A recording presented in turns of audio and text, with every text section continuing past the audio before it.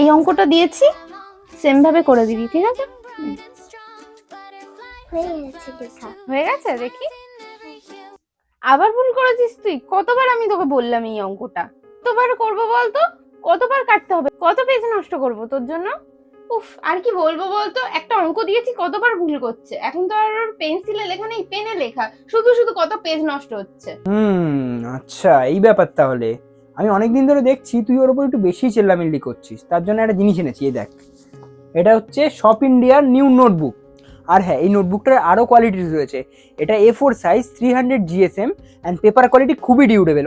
তুই ওই যে বারবার ওকে অঙ্ক দিচ্ছিস, ও ভুল করছে, তারপর তুই যে কাটছিস, সেটা তোর এখানে করতে হবে না, কারণ এটা অন্য সিস্টেম আছে। চল দেখাচ্ছি। আমি এখানে একটা অঙ্কতে একটা ওয়ার্ড লিখছি, ঠিক আছে? এটা সংখ্যা লিখছি এখানে। ভাব এই সংখ্যাটা ও কোনো কারণে ভুল করলো। এটা write and wipe and rewrite.